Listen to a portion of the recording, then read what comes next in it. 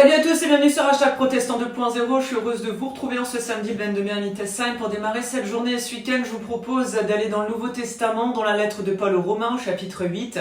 Quelques versets pour nous édifier et pour ensuite méditer avec la vie et l'Esprit de Dieu. Il nous est dit, tous ceux qui sont conduits par l'Esprit de Dieu sont enfants de Dieu.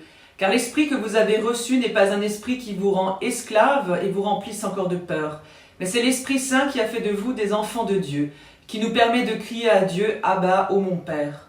L'Esprit de Dieu atteste lui-même à notre esprit que nous sommes enfants de Dieu.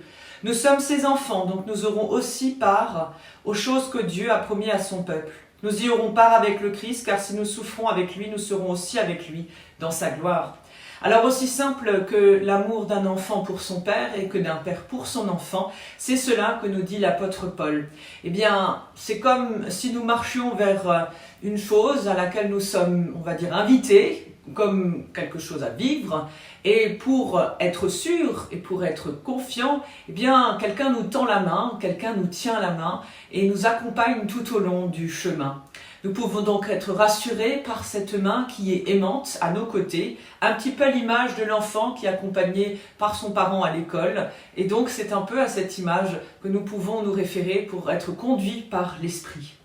Être enfant de Dieu, c'est aussi se laisser conduire par un esprit qui nous veut vivants, qui nous veut heureux pour nous mener toujours à bon port, à la bonne destination et en toute sécurité. C'est cela qui est le plus important, en fait, c'est cela seulement qui compte. Et je vous propose la lecture et je vous propose la prière du jour. Seigneur, souvent, il m'arrive de penser que je suis trop occupée pour prier, mes journées sont tellement remplies. Est-ce possible que le temps me manque pour penser à toi, car toi, tu restes toujours à mes côtés? N'es-tu pas mon soutien, ma force, mon courage?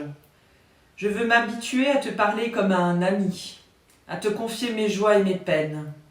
Voilà pourquoi du fond de mon cœur, je veux te dire, Seigneur, je t'aime. Amen.